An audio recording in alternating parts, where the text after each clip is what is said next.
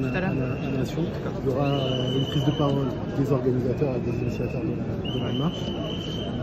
Et ensuite, il y aura une prise de parole de quelques-uns des soutiens de la marche, que ce soit des élus. Qui va prendre la parole, vous savez? Je dis les organisateurs, et puis peut-être une voix pour chaque formation politique qui est là. Soutient qui est là. Ouais.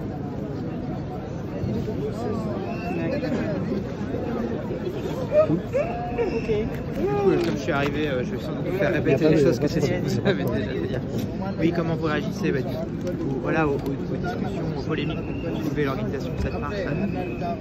Ouais, je disais à Cécile qu'en fait, la manière dont est traitée la marche, la manière dont est traité cet appel, est une illustration directe de ce pourquoi on manifeste. Ouais. En fait, de la même manière que les musulmans sont stigmatisés à longueur d'année, ceux qui soutiennent les musulmans découvrent cette semaine qu'eux aussi peuvent être stigmatisés. Vous avez des attaques contre les élus, contre les journalistes qui en parlent, contre les ONG de défense des droits humains qui participent avec nous à cette marche. Et en fait, c'est une illustration parfaite du type d'idéologie raciste que l'on dénonce. Les amalgames qu'on dénonce s'agissant des musulmans, c'est bien la manifestation en fait. Les catégorisations abusives et politiques que l'on dénonce à longueur d'année, eh bien les manifestants en font l'objet. Et puis ensuite, toute une série d'accusations, termes musulmans, islam politique, et ainsi de suite. Nous, on rejette ça en bloc. On demande aux journalistes de faire leur travail, c'est-à-dire deux choses l'une. Soit les organisations comme la plateforme des musulmans ou CCIF font l'islam politique, font des années des frères musulmans, auquel cas il faut le démontrer. Nous, on les nie totalement et absolument. Soit ils ne le font pas, il faut arrêter de répéter ça comme si c'était une évidence. Et comme ça tombe pas sous le coup de la loi, ben on voit qu'en fait c'est une invective et une anathème facile pour essayer de disqualifier les gens dans le débat sur ces questions. Sur le texte et la manière dont il a été rédigé, en particulier sur les... Voilà, certains ont dit c'est une manière de viser les lois de 2010, de 2004, voire de 1905. Alors on va être clair, sur les 400 signataires, on a des appréciations différentes de quel dispositif juridique pose problème. Il y en a qui vont se restreindre par exemple aux lois qui ont été votées sous l'état d'urgence et à la proposition de loi qui a finalement été votée au Sénat pour interdire les mamans qui portent le foulard dans les sorties scolaires. Et puis il y en a qui vont poser la question de manière un peu plus large, les défenseurs des droits de l'homme vont le faire, en considérant que toute loi qui porte atteinte à des libertés qui jusque-là étaient des libertés fondamentales, porte atteinte à ces libertés, donc peut être qualifiée de liberticide.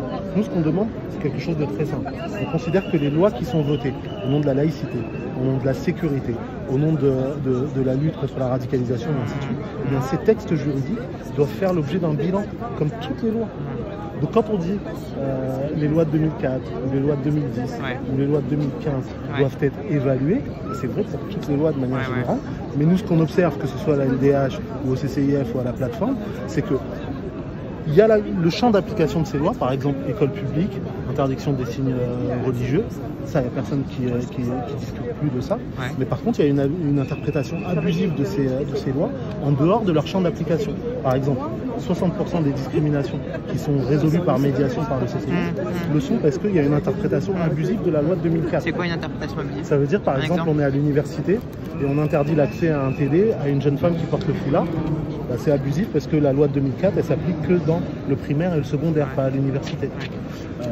Si on dit que la loi de 2010 est une interdiction de dissimulation du visage dans l'espace public, bah, une interprétation abusive, c'est d'interdire à des femmes qui portent le hijab, donc le foulard simple, d'accéder au supermarché en se basant sur la loi de 2010.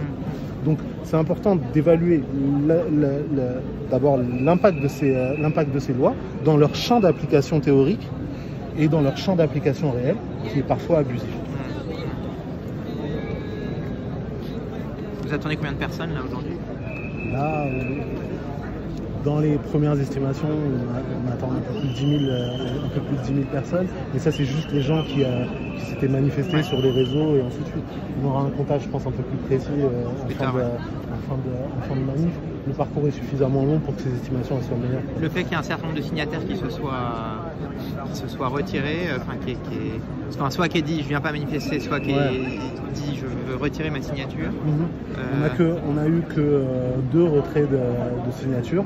Le premier c'est un imam qui a considéré que sa signature créait plus d'incertitude et d'animosité ou d'incompréhension qu'autre chose. La deuxième, c'est une dame qui, pour des raisons très compréhensibles, ne voulait pas signer le texte à côté de gens qui sont, disons, plus traditionnalistes. Donc on a que deux retraits de signatures pour ces raisons-là.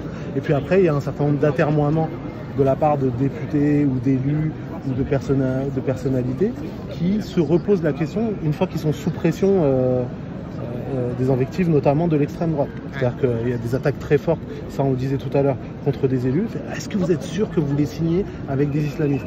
Personne ne définit islamiste. Dans l'acception politique, ces gens sont des islamistes. Et donc vous-même, journaliste qui couvrez la manifestation, vous êtes des islamo-gauchistes. Et si vous nous donnez la parole, c'est confirmé encore plus. Donc à partir du moment où il y a ces pressions très lourdes contre tous les gens qui dénoncent l'islamophobie, eux, ils commencent eux-mêmes à discuter du contenu du texte, de est-ce qu'ils vont venir marcher ou pas, est-ce qu'ils sont prêts à prendre le risque politique de subir 2 semaines de bashing sur les réseaux sociaux de la part de groupes relativement organisés à l'extrême droite et dans la mouvance du printemps républicain, qui sont spécialisés dans le harcèlement des personnalités sur les réseaux sociaux.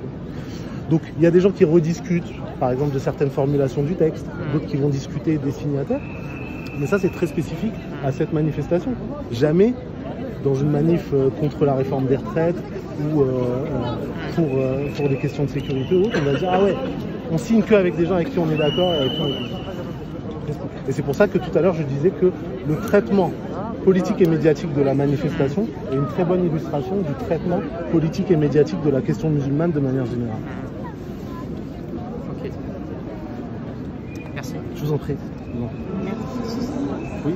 J'attendais juste pour vous remercier pour tout votre investissement. Je vous suis sur Twitter. Merci pour tous vos messages et grâce à vous. Voilà. Donc je tenais à vous remercier beaucoup. Merci. Merci à vous. Je voulais me demander un truc d'attendre tout à l'heure. Je voulais juste pareil, vous remercier. Non, merci. Dis bonjour. Je suis cousin à William. C'est pas possible. C'est pas possible. Attends, je prends une photo, c'est moi qui l'ai envoyé. Tu l'envoies? Ouais, tu l'as envoyé.